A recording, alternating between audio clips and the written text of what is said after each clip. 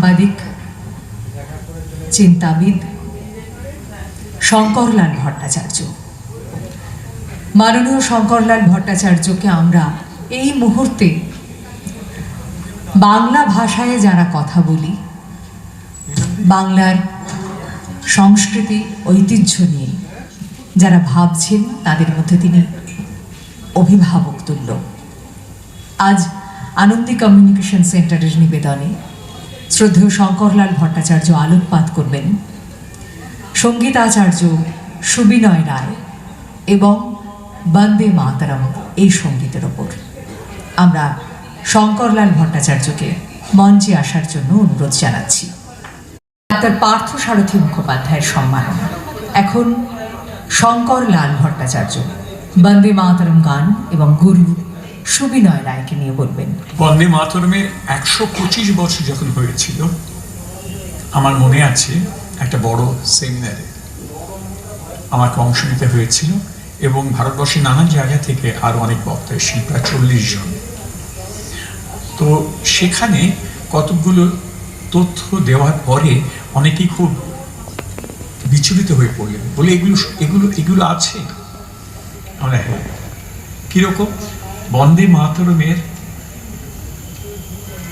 সুরই আছে 100, কিন্তু আমরা শুনি বিশেষ করে যে সুরটা, সেটা হলো দেশভাগের। আমি আগে আপনাদের বলি, আমার খুবই শ্লাঘাবোধ হচ্ছে যে একটি প্রতিষ্ঠান তারা বন্দে মাতরমকে সম্মান জানানোর জন্য একটা সন্ধ্যা উদযাপন করছে। এটা খুবই দরকার। তার কারণ হচ্ছে আমরা সবাই এই গানটিকে নিয়ে সারা জীবন বেঁচে আছি, কিন্তু এটার মন্ত্রটা কি, ভাবনাটা কি, ইতিহাসটা কি, চরিত্রটা কি? বলি প্রথমে, সংস্কৃত ও বাংলা ভাষার মিশেলে দেশমাতৃকার এক আশ্চর্য বন্দনা গীতে 1875 সালে রচনা করেছিলেন ঋষি বঙ্কিমচন্দ্র। 1875, যেখান থেকে আমরা এই দেশবচনটা পাচ্ছি।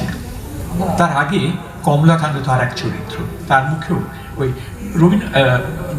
বঙ্কিমের যেটা মস্ত বড় গুণ ছিল, উনি সব ব্যাপারে একটা দার্শনিক, আধ্যাত্মিক এবং দেশসঙ্গত, দেশের সঙ্গে সঙ্গতি রাখে যেসব চিন্তা ভাবনা, তাই নিয়ে ভাবতেন এবং লিখতেন এবং বলতেন। 1875 সালে এই গানটা লেখার পরেও এটাকে ব্যবহার করা হলো 1882-তে তার আনন্দ মঠ উপন্যাসে। সেখানেই প্রথম পড়ি এটার ব্যাপারটা। আনন্দ মঠ উপন্যাস আপনারা জানেন, সন্তানদের সেই যে সংঘ, তাদের উদ্দীপনার গান ছিল বন্দে মাতরম। এবং সেই বন্দে মাতরম নিয়ে এত আন্দোলন, সেটা তখনকার দিনেও কিন্তু মানুষকে একটু ভাবিয়ে তুলেছিল। এবং ঘটনা এই যে রবীন্দ্রনাথ 1896 সালে কংগ্রেসের যে অধিবেশন হলো কলকাতায়, তাতে উনি এই গানটি গেয়েছিলেন, বন্দে মাতরম। আজকে যে সুর আপনারা শুনেছেন বা শুনবেন, সেটা রবীন্দ্রনাথের সুর। কেন? উনি ঋষি বঙ্কিমের খুবই ভক্ত ছিলেন, কিন্তু উনি একটা কাজ করেছিলেন, যখন 1935-36 সালে এই গানটিকে উনি আলোচনা করেছেন সুভাষচন্দ্র বসু এবং জওহরলাল নেহেরুর সঙ্গে। ওরা তখন ভারতের বন্দনা গীতি শুধু নয়, এটাকে দেশাত্মবোধক গান হিসেবে ব্যবহার করার কথা বলছেন। কি মেধাবী মানুষ, মানে ভাবা যায় না। আমার মেধাবী কথাটাই বলা উচিত না, মেধা উনি কি, সেটা মেধা দিয়ে প্রমাণ করতে হয় না, উনি মেধাকে প্রমাণ করেন রবীন্দ্রনাথ। তিনি সেই সময় এই বড় কবিতাটার কয়েকটি অংশ বাদ দিতে বলেছিলেন। তার মধ্যে একটা অংশ হচ্ছে তোমারই প্রতিমা গড়ি মন্দিরে মন্দিরে। উনি সুভাষচন্দ্র এবং জওহরলালকে বললেন, দেখো এইটা যদি তোমরা ব্যবহার করো তাহলে ওই সময় ওই বন্দনা গীতিতে বা ওই দেশাত্মবোধক গানে তোমাদের কথাই বলেছেন, কারণ তারা তো নিরাকার সেবা করেন, তারা কোনো মুখ দেহ চরিত্র মানেন না। তিনি বললেন যে ওদের পক্ষে এই অংশ গাওয়া অসম্ভব, এছাড়াও নিরাকারবাদী যারা আছেন তাদের অসুবিধা হতে পারে, কাজে এই অংশটুকু বাদ দিয়ে করো। এবং সুভাষচন্দ্র এবং জওহরলাল সেটা খুব মান্যতা দিলেন। 1950 সালে যখন আমাদের সংসদে স্বাধীন ভারতের দেশাত্মবোধক গান, হ্যাঁ, কি হবে এই নিয়ে আলোচনা হচ্ছে, তখন এই গানটা আবার ফিরে এলো। তখন তো চলছেই, কিন্তু সেটাকে সঙ্গত কারণে বলা হলো যে এটাকে আমরা গান। কিন্তু তখন উনি এইটা বলেছিলেন যে এই গানটাকে তোমরা ন্যাশনাল অ্যান্থেম করতে পারবে না, অর্থাৎ যে গানটা গিয়ে মার্চ করা যায়, যে গানটাকে সভা বিভিন্ন অঞ্চলে দেশে এবং বিদেশে এটা গাইবার মাধ্যমে একটা অ্যান্থেমাইজ করা একটা টেক্সচার পাওয়া যায়। ন্যাশনাল অ্যান্থেম আমরা জানি তো, সেটা গাইতে গাইতে হাঁটা হয়, চলা হয়, কুচকাওয়াজ হয়, তাই দিয়ে অনেক কিছু করা যায়। কিন্তু বলেন যে এটার মধ্যে সেই অংশটা নেই, সেই কাজটা নেই, এটা গান হিসেবে থাকবে, এটাকে মান্যতা দাও। শ্যামাপ্রসাদ মুখোপাধ্যায় এবং জওহরলাল নেহেরু সেই সময় দুজনে মাথা খাটিয়ে ঠিক করলেন যে জনগণ মন ওটাকে গাওয়া যায়, ওটাকে আর্মি সং হিসেবে ব্যবহার করা যায়, আর তার সঙ্গে সমমর্যাদায় রক্ষা করতে হবে বন্দে মাতরমকে। একটা খুব ভালো তথ্য আপনাদের দিতে পারি, সেটা হলো বিবিসি থেকে 1902 বা 3 সালে একটা ওয়ার্ল্ড ওয়াইড একটা সার্ভে করা হয় যে পৃথিবীর সেরা 100টি গান কি, বিভিন্ন দেশে সব সারা পৃথিবীর করে 7,000 গান সংগ্রহ করা হয়েছিল। 7,000, সেই 7,000 গান থেকে ওরা বেছে নিলেন শেষ পর্যন্ত 100টি গান। সেই 100টি গানের মধ্যে দ্বিতীয় স্থানে ছিল বন্দে মাতরম। এটা অনেকেই জানে না, এটা এত শ্লাঘার ব্যাপার। ওরাও অবাক হয়ে গিয়েছিল যে একটা সংস্কৃত দিয়ে এবং বাংলা দিয়ে করা, তো উনি বাংলা লিখেছেন, কিন্তু বন্দে মাতরম, সুজলাং সুফলাং মলয়জ শীতলাং, এগুলো তো আসলে সংস্কৃত কথা বাংলা করে নিয়ে উনি এনেছেন বড় কবিতায়, যেটা উনি ব্যবহার করেছেন। এবার ভাবুন এই গানটির যে রেন্ডারিং আমরা অল ইন্ডিয়া রেডিওতে পাই, সেটা কার করা জানেন? পণ্ডিত রবিশঙ্করের।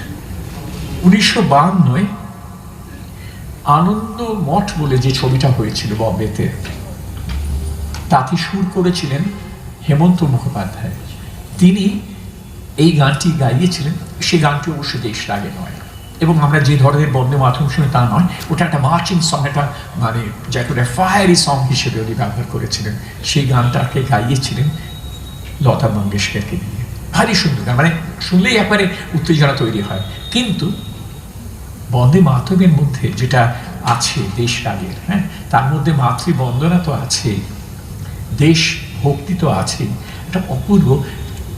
যার জন্য দেশ ভক্তির কথার জন্যই হয়তো দেশ রাগটাকে আনা হয়েছে, এবং দেশ রাগের মধ্যে যে ওই ব্যাপারটা আছে সেটা আপনারা যখন গানটা শুনবেন আপনারা অনুভব করতে পারবেন। বা বাড়িতে গিয়েও যদি রেকর্ড থাকে বা ফোনে বাজিয়ে শুনতে পারেন বা টিভিতে দেখবেন কি অপূর্ব। দেশ একটা অপূর্ব রাগ, one of the most beautiful ragas, সেই দেশ রাগে বাঁধা। আর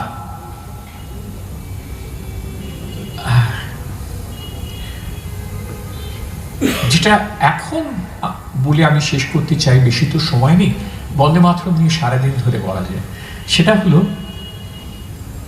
বঙ্কিমের যে আবেগ ছিল বন্দে মাতরম যখন তিনি লেখেন এবং আনন্দ মঠে প্রয়োগ করেন, এবং যে সুর তার মাথায় ছিল বা সেই সময় যে চলনটা ছিল, সে তার মধ্যে আবেগ প্রচন্ড। আবেগ মানে এই সনাতন, এই সন্তানরা আনন্দ মঠের, তারা দেশকে স্বাধীন করার জন্য, দেশকে সুন্দর করার জন্য, এটা আরও আগের ঘটনা, মানে তখন ওই সাম্প্রদায়িক সংঘর্ষগুলো চলছে, সেই সংঘর্ষে নামার আগে একটা সাংঘাতিক আবেগ তৈরি করবার জন্য এই গানটা উনি ব্যবহার করেছেন। আর রবীন্দ্রনাথ যেটা করলেন সেটা হচ্ছে সাংঘাতিক বিবেচনার কাজ। সাংঘাতিক। উনি বিবেচনা কেন না, উনি বুঝলেন যে এই গানটার এই অংশগুলো যদি সরিয়ে না দেওয়া যায় তাহলে একটি বিশেষ সম্প্রদায় এবং আরও অনেকে যারা নিরাকারবাদী তারা এই গানটা গাইতে পারবে না, তার সঙ্গে মন জোগাতে পারবে না। কাজে এটাকে এইভাবে করা দরকার, এবং সুরটা যা দিয়েছিলেন সেটা অপূর্ব, একটু পরেই আপনারা শুনতে পারবেন। এবার আসি সুবিনয় দার কথায়, যার আজকে 105তম জন্মদিবস পালন করা হচ্ছে। দিনটা কয়েকদিন আগে চলে গেছে, 8ই নভেম্বর। হ্যাঁ হ্যাঁ, তো চলে গেছে। আজকে তার 105তম জন্মদিবস আমরা পালন করছি। সুবিনয় রায় ঠিক আর এক রবীন্দ্রসঙ্গীত শিল্পী মাত্র নন, বা এত রবীন্দ্রসঙ্গীত বড় শিল্পী আছেন, অনেকেই আছেন, মহৎ শিল্পীও আছেন, তাদের একজন মাত্র নন। তিনি একটি নিজস্ব ঘরানা। এ বিষয়ে কারোর কোনো সন্দেহ থাকতে পারে না। যারা আজকে সুবিনয় রায়ের শোনেন, কেউ যদি ওর ঢঙে, ওর চালে, ওর চয়নের অঙ্গ নিয়ে যদি কেউ একটু গেয়ে দেয়, বুঝতে পারে যে সুবিনয় রায়ের ধরনের হচ্ছে। আমার এক এক সময় মনে হয়, আমি বলেছি কোনো কোনো জায়গাতে, যে রবীন্দ্রনাথের একটা অত্যন্ত সৌভাগ্যশালী মানুষ ছিলেন। পান দিয়ে এমন কিছু তার জীবনে পাওয়ার ছিল না, পাওয়ার ছিল তার পান দিয়ে এমন কিছুই ছিল না। কিন্তু হয়তো উনি কণিকার সুচিত্রাকে শুনে গেছেন, সুবিনয়কে সেভাবে শোনেনি। সুবিনয়কে উনি শিখিয়েছেন, সুবিনয় ওখানে 2-3 বছর ছিলেন, কিন্তু সেটা তো সেই সুবিনয় নয়। সুবিনয়টা যে সুবিনয় হলেন কালে কালে, তার একটি বা দুটি গান উনি শুনলে আমার ভীষণ আনন্দ হতো। কারণ ওনার তো গর্ব ছিল যে আমার সব কাজ মানুষ ভুলে গেল, আমার গানকে কেউ ভুলতে পারবে না। আমি সুবিনয়ের একটা ছোট্ট ঘটনা বলি। ওনার একটা ক্যাসেট বেরিয়েছে, তখন ক্যাসেটের যুগ। সুবিনয় আমাকে বললেন, তুমি আমার এই ক্যাসেটের সম্পর্কে বলতে এসো, তাহলে ভালো লাগবে। তা আমি গিয়েছিলাম। এটা হয়েছিল পার্ক হোটেলের পেছনে, দ্য আদার রুম বলে, আপনারা জানেন, ট্রিনকাসের পেছনে দোতলায়। তখন ওই আদার রুমেরও উদ্বোধন হচ্ছিল, এবং সেই সময় এই ক্যাসেটটার উদ্বোধন হয়। তো আমি সেখানে বলবার সময় সুবিনয়টাকে বর্ণনা করেছিলাম রবীন্দ্রসঙ্গীতের আমিল খা বলে। তাতে উনি আমরা পরে যখন বসে খাচ্ছি, হইতে গেছে, ক্যাসেট রিলিজ হয়েছে, সবাই একসঙ্গে বসে গল্প করছি, খাওয়া দাওয়া হচ্ছে, তখন উনি আমাকে বললেন, হ্যাঁ গো, তুমি আমাকে হঠাৎ অত বড় একজন ওস্তাদের সঙ্গে তুলনা করে বললে কেন? আমি বললাম, আপনাদের ধরনটা এক। উনিও, আমি তখন আমেরিকার কাছে প্রায় যেতাম, আমার তখন একটা ছিল তো, আর উনি তখন যখন গাইতেন বসে স্ট্রেট, ধীর লয়, অপূর্ব, যেটাকে বলা হয়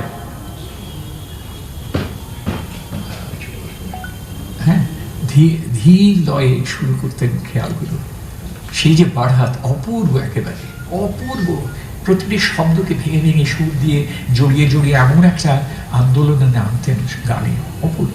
কিন্তু চোখ বন্ধ করে উনি কোথায় কে বাহ আহ একটু বলছে শুনবার দেখবার জন্য তাকাতেন না, নিজের মতন রয়েছেন। যখন তাকিয়ে আছেন হয়তো একেবারে সামনের দিকে তাকিয়ে, কিন্তু গেয়ে যাচ্ছে নিজের প্রাণ দিয়ে। অপূর্ব একটা ব্যাপার ছিল। তো ধ্যান, আমি বলতাম ওনার মধ্যে দুটো জিনিস খুব কাজ করে, একটা হচ্ছে ধ্যান আর হচ্ছে জ্ঞান। ভীষণ জানতেন। এবং যেটা আমি ওনার সঙ্গে মিশে বুঝতে পেরেছিলাম, আমি কয়েকটা ইন্টারভিউ করেছিলাম সে সময় আমির খান সাহেবকে, উনি যে কোনো প্রশ্নের একেবারে নিটোল উত্তর দিতেন, নিটোল, একেবারে ঠিক সূক্ষ্মভাবে বুঝিয়ে বলতে পারতেন যে কোনো ব্যাপার। সেসব বলার এখন সময় নেই। এটা আমি সুবিনয়ের মধ্যে পেয়েছিলাম। প্রায় উনি কে কি ভাবছে, কে হাততালি দিচ্ছে না দিচ্ছে, কি ভিড় হয়েছে না হয়েছে তাকাতেন না। নিজের মন, নিজের চয়নের গান। আপনারা সবাই জানেন, এটা নতুন করে বলার নেই, যে সুবিনয় দা এমন সব স্বল্পশ্রুত গান রবীন্দ্রনাথের গেয়েছেন এবং রেকর্ড করেছেন এবং এনেছেন মানুষের মাঝখানে, যে সেখানেও তিনি প্রায় একটা আমির খাঁ সাহেবের চরণ তৈরি করেছিলেন। যে গান প্রথম আমরা শুনি যেন মনে হয় এটা তো শোনা হয়নি, এটা কোথায় আমার জীবনই হয়েছে। এবার একটা ছোট্ট আত্মস্মৃতির কথা বলি। আমার বাবা একদিন আমার দিদিদের যিনি গান শেখাতেন, মৃদুলাদি বলতাম, তাকে একবার জিজ্ঞেস করলেন যে মৃদুলা, তুমি আমাকে একটা গান শোনাতে পারো? তো সে বললেন, হ্যাঁ বড় কি গান আপনি বলুন, আমি শোনাবো আপনাকে। তো বললেন, দুঃখ রাতে এ রাত কে ডাকে। আমি বাচ্চা, আমার তখন অক্ষর জ্ঞান হয়নি, আমি ইংরেজিটা জানি ভালো, ইংরেজি বলতে পারি, লিখতে পারি, সব পারি, বাংলায় কোনো কাণ্ড জ্ঞান নেই, শিখিনি।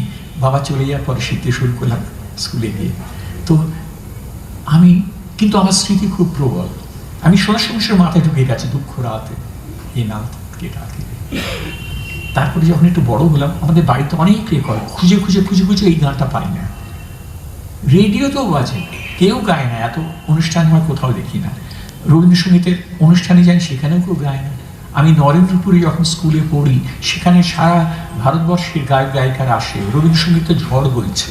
তখন 1963, আমি 62 থেকে মানে পড়ি, 63 সালে বিবেকানন্দের জন্ম শতবর্ষ, কত রকম গান দিয়ে তার পূজা অর্চনা হচ্ছে, বিশেষ করে রবীন্দ্রসঙ্গীত। তাছাড়া ওনার নিজের বিরচিত গান, ওনার নিজের পছন্দের গান। কিন্তু দুঃখ রাতে আমি পাই না। গোটা 6 দশক গেল, তার মধ্যে আমার ভালো লাগা বেড়েছে সুবিনাদের উপরে।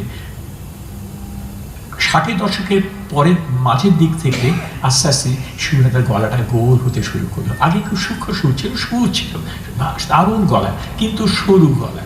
আপনি অনেকে বলে আপনি কঠিন গান বেছে গান করেন, কঠিন গান। তিনি বলেছিলেন, দেখো শোনো, গান কঠিন হয় না, গান যেরকম হয়। তুমি ওটাকে কঠিন মনে করো বলে কঠিন ভাবছো, গাইতে শুরু করলে দেখবে গানটাকে যখন গেয়ে ফেলেছো ওটা সরল হয়ে আসে, গান সরল হয়ে যায়। তোমায় জানতে হবে কঠিন গানকে কি করে সরল করতে হয়, এটাই হচ্ছে ধারণা। আর এবারে দুটো ছোট ঘটনার কথা বলে শেষ করব। 1982 সালে চোরবাজারের মল্লিক বাড়িতে বাবু সন্ধ্যা আয়োজন হয়েছিল। যারা করেছিল সেই প্রতিষ্ঠান জয়সাগর, তার আমি ওদের ওই অ্যাডভাইজারি বোর্ডে ছিলাম। আমার বন্ধু ছিল যে রবীন পাল। তো তারা একটা করলো এবং কিছুটা আমারও মাথায় ছিল বলে আমি বুঝিয়েছিলাম এটা করলে হয়। রবি শঙ্করকে নিয়ে বাবু সন্ধ্যা। আপনারা অনেকে জানেন হয়তো, যারা তখনকার এই জিনিসগুলো খেয়াল রাখেন। পুরো মল্লিক বাড়ির চত্বর ছেয়ে গেছে। ওদের একটা বিজ্ঞাপনে বলে দেওয়া ছিল, পুরুষরা ধুতি পাঞ্জাবি পরে আসবেন আর মহিলারা শাড়ি। তাই এসেছিলেন সবাই, ভর্তি হয়ে আছে পুরো, এত লোক আমি ভাবতেই পারি না। আর ওই স্টেজের উপরে বসানো হয়েছে বাংলার সেরা লেখক, কবি, গাইয়ে বাজিয়েদের। কত নাম বলবো, লিখেছি আমি সেটা, কিন্তু এখন বলার সময় নেই। তো যাই হোক, আমাকে জিজ্ঞেস করেছিল রবি যে কাকে দিয়ে শুরু করতে চাও। আমি বললাম, শুরু তো রবীন্দ্রসঙ্গীত দিয়ে করতে হবে, বাবু সন্ধ্যা, সুবিনয়দাকে দিয়ে করে আমরা সুবিনয়দাকে রেখেছিলাম অনুষ্ঠানে। এই সামনে এরকম আপনারা জানেন বাবু ওই মল্লিক বাড়ির ওই স্টেজটা লম্বা একেবারে, দেখতে আছে, এবং সাজিয়ে সবাইকে গুলি করে বসানো হয়েছে। তো সুবিনাদাকে আমি একদম পাশে রেখেছিলাম। অ্যানাউন্সমেন্টটা এরকমই একটা অ্যানাউন্সমেন্টের জায়গা ছিল, সেখান থেকে আমি বলছি। তাই আমি প্রথমেই বললাম যে আজকের এই অনুষ্ঠানের উদ্বোধন হবে সুবিনয় রায়ের রবীন্দ্রসঙ্গীত দিয়ে। আর সুবিনয় দা ওই হারমোনিয়াম টেনে নিয়ে গাইতে শুরু করলেন, বহে নিরন্তর অনন্ত আনন্দধারা, অনন্ত আনন্দধারা। ও মাই গড, আমি যে দৃশ্য সেদিন দেখেছিলাম জীবনে কখনো ভুলবো না। রবি শঙ্কর মাঝখানে বসে আছেন, সেরা বাবু বসে আছেন। উনি চোখ বড় করে এইরকম গোল চোখ করে সমানে দেখছেন ওকে। এ কি গাইছে, কি গাইছে, এ কোত্থেকে এলো, কোথায় গেল, কে কেউ অবাক হয়ে শুনছেন। যা হোক হয়ে গেল গানটা। তারপর তো যেরকমভাবে হলো গোটা অনুষ্ঠান শেষে পিছনে ওনাদের জল খাবারের এবং চায়ের ব্যবস্থা ছিল। তো সেখানে রবিশঙ্করকে নিয়ে যাওয়া হয়েছে, উনি চা খাচ্ছেন, গল্প করছেন। সব যারা বড় বড় লেখক, কবি, লেখিকারা সব এসেছিলেন, তারা সব দেখা করতে আসেন একে একে। হঠাৎ সুমিরাদা এলেন। আসতে আমি সুমিরাদাকে নিয়ে গেলাম ওর কাছে। বিশ্বাস করুন এতটুকু অতিরঞ্জন নয়, এতটুকু অতিরঞ্জন নয়। রবিশঙ্করের মতন লোক, যিনি সারা পৃথিবীর বড় বড় ওস্তাদদের শুনেছেন, গাইয়ে বাজিয়ে মিউজিশিয়ানদের সঙ্গে কাজ করেছেন, শুনেছেন, বন্ধুত্ব করেছেন, দাঁড়িয়ে উঠে জড়ি ধরে, ও মশাই এতদিন আপনি কোথায় লুকিয়ে রেখেছিলেন নিজেকে, কোথায় লুকিয়ে রেখেছিলেন? আর ইনি বেঁচে রবিশঙ্কর জড়িয়ে ধরে এত লোকের সামনে বলছেন, হাসছেন। আর সেই দৃশ্য আমি কোনোদিন ভুলব না। আমার শেষ করি একটা ছোট্ট জিনিস দিয়ে। আমার যে ইন্টারভিউটা করেছেন টেলিভিশনে, সেখানে আমি দাদাকে, সুমিরাদাকে জিজ্ঞেস করেছিলাম, আপনার জন্মদিনে কেউ কোন গান গাইলে আপনি খুব খুশি হবেন? তুমি বললেন, আবার যদি ইচ্ছা করো আবার আসি ফিরে। এই গানটা যদি গায় আমার জন্মদিনে কেউ, আমি খুব খুশি হব। আজকে মনে হয় এই যে সব গান গাওয়া হচ্ছে, কোথাও না কোথাও উনি আবার ফিরে আসছেন। নমস্কার। আপনারা নিশ্চয়ই মুখোপস্তিকার কল্যাণে এনাকে চেনেন, কারণ ওর কাজকর্ম সবসময় আমাদের চোখের সামনে ঘটে না, কিন্তু আমরা সে খবরটুকু পাই।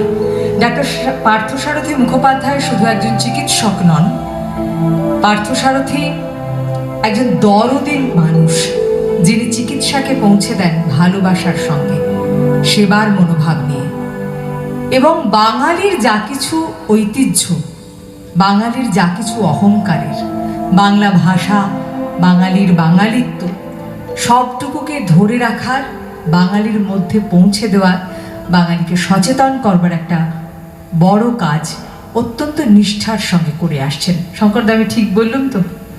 এই জন্যেই আজ আনন্দী কমিউনিকেশন সেন্টার এই আয়োজনে প্রণাম বাংলার মুখ, এই শিরোনামকে আরও একবার সমর্থন করার জন্য ডাক্তার পার্থসারথী মুখোপাধ্যায়ের হাতে কিছু সম্মাননা জ্ঞাপন করবেন। সেই সম্মাননা তুলে দেবেন শঙ্করলাল ভট্টাচার্য। আমরা এই উত্তরীয় শঙ্করদাই দেবেন পার্থসারথীকে উষ্ণ অভ্যর্থনা।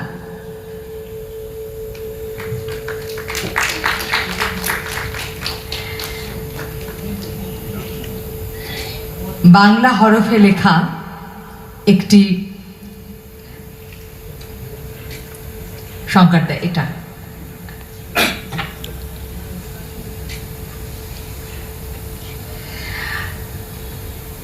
গুণীজন সম্মাননা।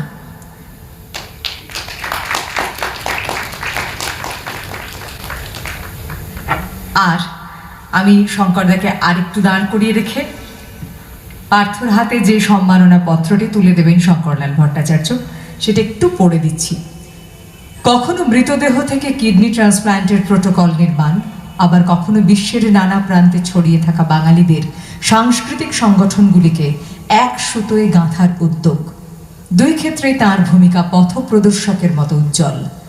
লন্ডনের প্রতিষ্ঠিত চিকিৎসকের জগৎ ছেড়ে তিনি বাংলায় ফিরেছিলেন বাংলার নারীর টানে, ভাষা, ইতিহাস, সংস্কৃতি ও বাঙালির গৌরবকে বিশ্বমঞ্চে আরও দৃঢ়ভাবে প্রতিষ্ঠার অঙ্গীকারে। বক্তা, চিন্তক, লেখক, বাচিক শিল্পী, ঐতিহ্য গবেষক, অসংখ্য পরিচয়ের উপরে তিনি আজ এক স্বতন্ত্র সত্তা, বাঙালিবাদী হিসেবে। বাংলাকে তিনি দেখেছেন আত্মার দেশ হিসেবে, আর সেই আত্মার দীপ্তি ছড়িয়েছেন ইউনেস্কোর আন্তর্জাতিক পরিসর থেকে শুরু করে গ্রাম বাংলার সাঁওতাল পল্লীর বিনামূল্যের চিকিৎসা শিবিরেও। জাতীয় ও আন্তর্জাতিক অসংখ্য সম্মানে ভূষিত এই মানবিক চিকিৎসকের প্রাপ্ত শ্রেষ্ঠ বাঙালি সম্মান ভাষা দিবস 2021 এটি তার হাতে দেওয়া হয়। তার বিস্তৃত কর্মযজ্ঞের যথার্থ স্বীকৃতি। মানুষের মুখে মুখে ঘুরে বেড়ায় তাঁর সেই অমলিন বাণী, ভালো থাকুন, বাঙালি থাকুন। নমস্কারান্তে ইন্দ্রাণী ভট্টাচার্য ও অন্যান্য কলাকুশলী বৃন্দ, রূপসা আনন্দী কমিউনিকেশন সেন্টার। কেন ওকে আজ সম্মানিত করা সেটুকুই একটু আপনাদের কাছে বললাম। আমাদের যেহেতু পরবর্তী নিবেদনের প্রস্তুতি চলছে, তাই এভাবে এইটুকু পরিসরে করতে হচ্ছে, এমনকি বক্তব্যের পরিসর কমাতে হচ্ছে। 6:30টায় আমরা শুরু করব আমাদের আজকের বিশেষ আকর্ষণ, সমাজ এবং প্রেমী রবীন্দ্রনাথ। এখন আমাদের কিছু কথা শোনাবেন সেই বাঙালি ডাক্তার পার্থসারথী মুখোপাধ্যায়। 1873 সালে আমার গল্পের শুরু করছি। মোট 8 মিনিটের মতো বলবো, তাতে দুটো কথা বিশেষ করে বলার চেষ্টা করব। একটা বাঙালি আর একটা শুদ্ধতা। আজকে একজন মানুষ, তাকে যদি আমরা বন্দনা করি বাংলার মুখ হিসেবে, তার মধ্যে বাঙালি আর শুদ্ধতা এই দুটো কথা তার মধ্যে থাকতেই হবে।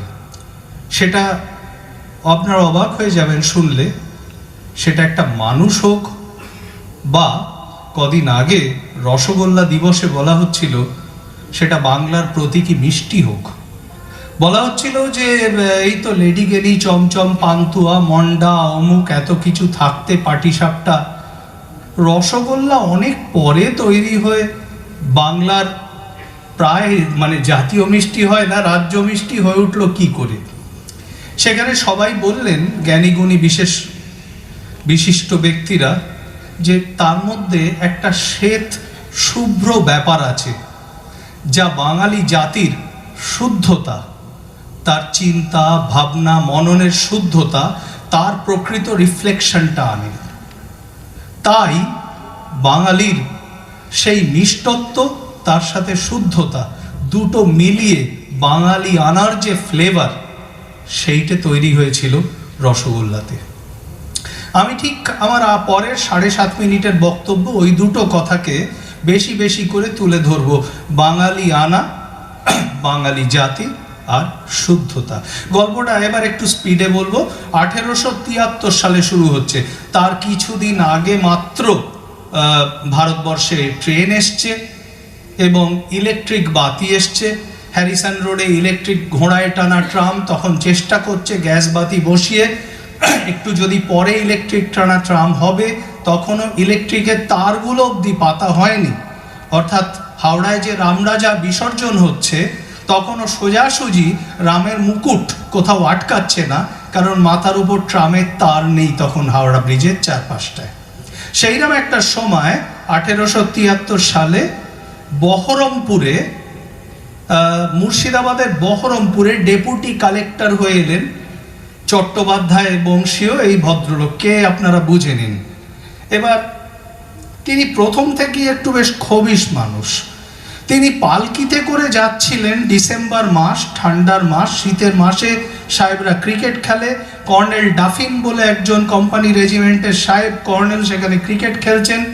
কথিত আছে যে সাহেব তার মাঝখান দিয়ে সেই চট্টোপাধ্যায় বংশীয় বাঙালি ম্যাজিস্ট্রেট তার পালকিটি নিয়ে যেতে গেলেন এবং কর্নেল সাহেব তাকে যথেচ্ছ অপমান করে তার মুখে দুটো ঘুষি মারেন। বুঝতে পারছেন তো কে সেই সাহেব? সরি, মাফ করবেন, কে সেই বাঙালি যার কথা বলছি আমি? বেশ বেশ, এই তো একদম ঠিক। তো তিনি সঙ্গে সঙ্গে, তিনিও ছাড়ার পাত্র নন, তিনিও সঙ্গে সঙ্গে কর্নেল ডাফিনের এগেনস্টে কমপ্লেন করেন টু দ্য হাইয়েস্ট অথরিটিস এবং তাকে আদালতের সবার সামনে ক্ষমা চাইতে বাধ্য করেন। কিন্তু তার মনে অলরেডি একটা বীজ পোতা হয়ে গেছে। কোথায়? একটা, যে ইংরেজ সরকার, ইংরেজিতে বলে হাঙ্কি ডোরি, সব ভালো, এর সব বোধহয় ভালো নয়। তখন যেরকম একটা অ্যাংলোফাইল ব্যাপার ছিল, ইংরেজি শিক্ষা, ওরে বাবা পাশ্চাত্য দারুণ ভালো, দুর্ধর্ষ। প্রথম সেই ইলিউশন, সেই রোম্যান্সটা কিছুটা কেটে গেল। 1874 সাল হলো, পরের বছর লালগোলায় তিনি অবাক করে দিয়ে একটি গানের প্রথম দুটি স্তবক রচনা করলেন। শুধু প্রথম দুটি স্তবক, পুরো গানটা নয়, কিন্তু পুরো গানটা পেতে আরো 1 বছর লেগেছে। তিনি লিখলেন বন্দে মাতরম। বেশ, এই মাকে এ কথা আমি পরে আসছি। এবার 1876 সালে তিনি হুগলিতে চলে গেছেন, ডেপুটি ম্যাজিস্ট্রেট হয়ে, বদলির কাজ তো, যোগদান চুঁচুড়ার জোড়াঘাটের ওই একটা ভাড়া বাড়িতে বাকি স্তবকগুলো লিখে ফেললেন, পূর্ণাঙ্গ গানটি। তারপর 1882 সালে তিনি লিখলেন আনন্দমঠ, বঙ্কিমচন্দ্র চট্টোপাধ্যায়। আর এইখানে পূর্ণাঙ্গ গানটি ব্যবহৃত হলো, প্রকাশিত হলো, এবং বুঝতেই পাচ্ছেন ব্রিটিশদের চক্ষুশূল হলো। এত বেশি তার মাঝে ব্রিটিশদের সাথে কনফ্রন্টেশন হতে লাগলো। প্রথমে ওই যা বললাম, তার মাঝে তার এসে গেছে ট্রামের। তিনি বললেন ইলেকট্রিকের তার নামাতে হবে, হাওড়ার রামজারা বিসর্জন যাবে। সাহেবরা মানতে চাইলেন না, তাকে বদলি করে দিলেন।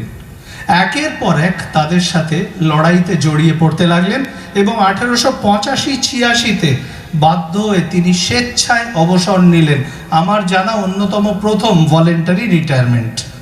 তিনি আপদ আর বিপদের সেই বিখ্যাত উপমাটি দিলেন।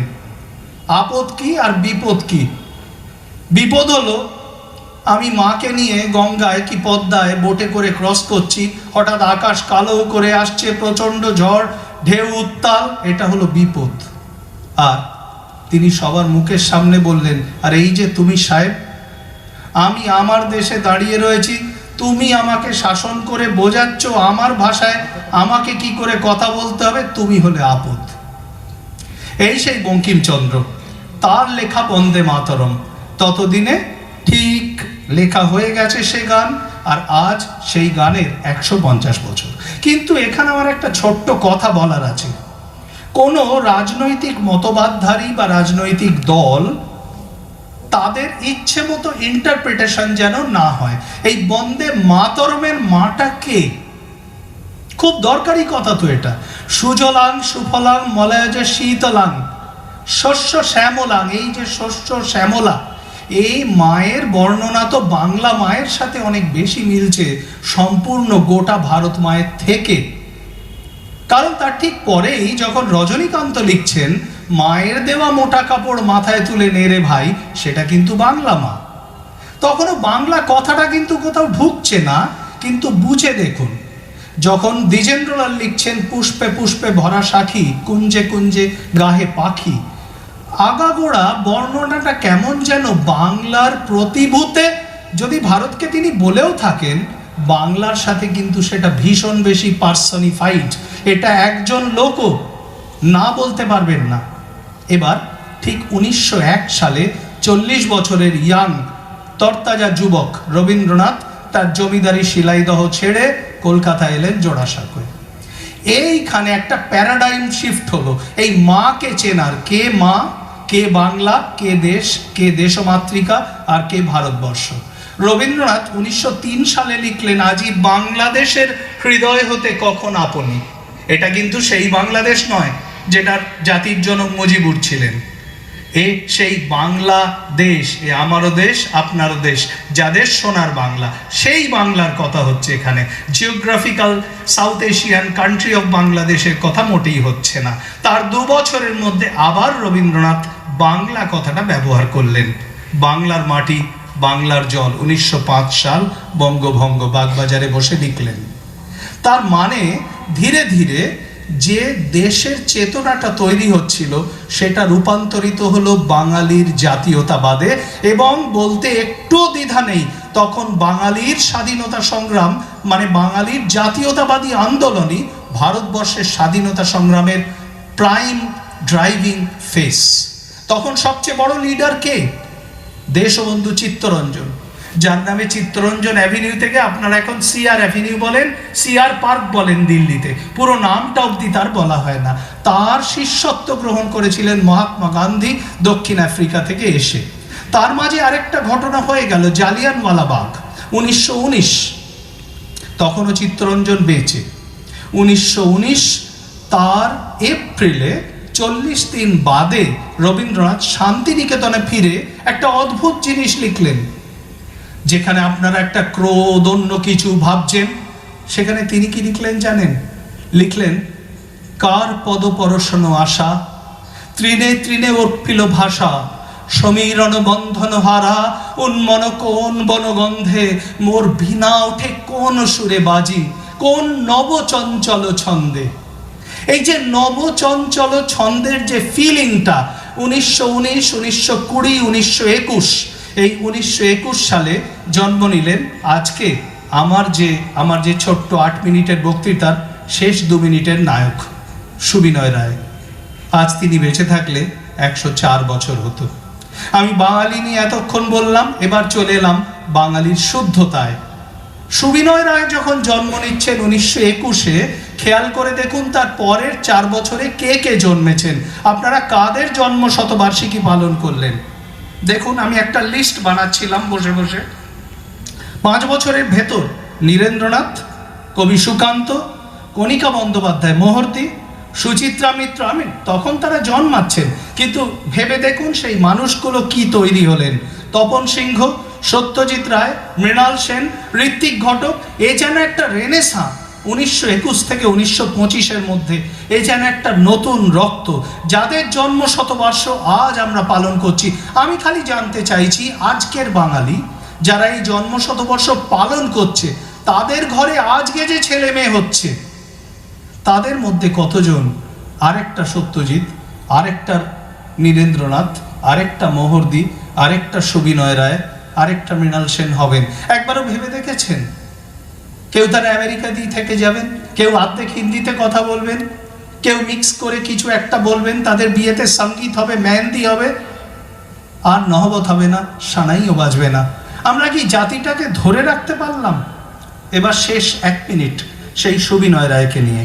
তিনি সঙ্গীত গুরু, তার সম্বন্ধে বলার আমার কোনো জ্ঞানই নেই, আমি শুধু তার সম্বন্ধে একটু পড়াশোনা করছিলাম। শঙ্খ ঘোষ লিখেছেন, তার গলায় রবীন্দ্র গান, জলের ঢেউয়ের তরল টান।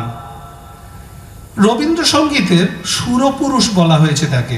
যিনি ঠিক আমার আগে বক্তব্য রাখলেন, সেই শঙ্করলাল ভট্টাচার্য, বরেণ্য সাংবাদিক শঙ্করলাল ভট্টাচার্যের কথায় তিনি রবীন্দ্রসঙ্গীতের আমির খান, আ মিউজিশিয়ানস মিউজিশিয়ান, সঙ্গীতজ্ঞের সঙ্গীতজ্ঞ। তিনি এক জায়গায় লিখেছেন, কঠিন গান গাইছি, মনে করলে তো গান গাওয়া হয় না, কঠিন কাজ গুরু ভাবনা নিয়ে চর্চা করে সরল করে নিতে হয়। তিনি যখন গাইলেন রম্যসঙ্গীত, তারপর একে একে নব আনন্দে জাগো, মধুর ধ্বনি বাজে, চিরসখা হে, আমারে তুমি অশেষ করেছ, অন্ধকারের উৎস হতে, প্রত্যেকটা গান এক একটা ক্লাসিক, প্রত্যেকটা গানে ব্যাকরণের স্থান, শুদ্ধতার স্থান। বাঙালির অন্তরে তিনি রবীন্দ্রসঙ্গীতে পাকা করে দিয়ে গেলেন।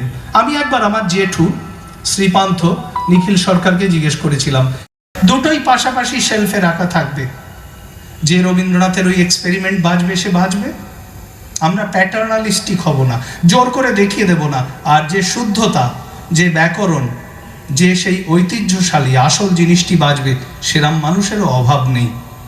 আমি আজ সুবিনয় রায়, সঙ্গীতগুরু সুবিনয় রায়েরই অতুল জনপ্রিয়তা দেখে, এই সম্মান দেখে বারে বারে বোঝাতে চাইছি যে বাঙালির মধ্যে সেই ধারা এখনো একভাবে বয়ে চলেছে। আমরা একদিকে ফিউশন শুনছি, নতুন কিছু শুনছি, এক্সপেরিমেন্টাল শুনছি, কিন্তু জাতিটা কোনোভাবে তাতে ছোট হয়ে যাচ্ছে না। এখানে শুদ্ধতা, সঠিক ব্যাকরণসম্মত প্রয়োগ এবং যে ক্লাসিক ভ্যালিউজ, তার যে আদর্শ, সেগুলো ঠিক যেমনভাবে থাকার তেমনভাবেই বয়ে চলেছে। তাই জাতিটা আজও আছে, কালকেও থেকে যাবে। এইমাত্র আমি সুবিনয় রায় থাকতেন পূর্বাচলে, সল্টলেকে, সেখানেই আমার মাসিও থাকতেন, রবীন্দ্রসঙ্গীত আচার্যা, আনন্দধারার মিতা চট্টোপাধ্যায়, কণিকা বন্দ্যোপাধ্যায়ের প্রিয় ছাত্রী।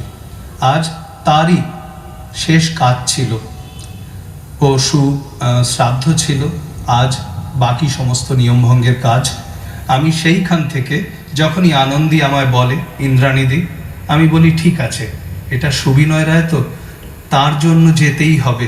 কারণ বাঙালিয়ানা আর শুদ্ধতা, এই দুটোকে যদি একসাথে ধরে না রাখতে পারি, তাহলে বাঙালির ঐতিহ্য নিয়ে যে কাজ করি, এটার কোনো অর্থই থাকবে না। যখন আমায় সেরা বাঙালি দিচ্ছিল তসলিমা নাসরিনের পাশে বসে তসলিমাদিকে আমি বলেছিলাম, আপনি নারীবাদী, আপনাকে প্রণাম, আপনি মানবতাবাদী, আপনাকে সম্মান জানাই, কিন্তু হিন্দুবাদী, রাষ্ট্রবাদী, মাওবাদী, মার্ক্সবাদী সবের ঊর্ধ্বে আজ আমাদের প্রয়োজন হয়েছে বাঙালিবাদী হওয়ার। আমি বাঙালিবাদী হয়েই বাঁচতে চাই, বাঙালিবাদী হয়েই মরতে চাই। আপনারা ভালো থাকুন, শুদ্ধতায় থাকুন, বাঙালি থাকুন। ঊনবিংশ শতকের বাংলার বহু প্রতিভাবান মনীষী জন্ম নেন। সাহিত্য, নাট্য, ধর্ম, অধ্যাত্ম সব ক্ষেত্রেই তাদের পূর্ণ স্পর্শ আমাদের বাংলাকে শিক্ষা, সভ্যতা ও সংস্কৃতির উজ্জ্বল আলোয় উদ্ভাসিত করে। রবীন্দ্রনাথ আমাদের এই বাংলারই ফসল। বাংলার শিক্ষা, দীক্ষা, আচার ব্যবহার, ধর্ম সংস্কারকে ভিত্তি করে তাঁর লোকোত্তর জীবনকে সর্বসমাজে তিনি সুপ্রতিষ্ঠা দেন এবং ক্রমশ ভারতবর্ষের সীমা অতিক্রম করে বিশ্ববাসীর অন্তরে সসম্মানে নিজস্ব আসন প্রতিষ্ঠা করেন। শহর কলকাতার মধ্যস্থলে এক সম্ভ্রান্ত ধনী পরিবারে তাঁর জন্ম। শৈশব থেকেই তিনি ব্যতিক্রমী, অত্যন্ত সরল জীবনযাপন। রবীন্দ্রনাথের গানে কেমন করে বারবার ধরা পড়েছে সমাজ এবং ভালোবাসা।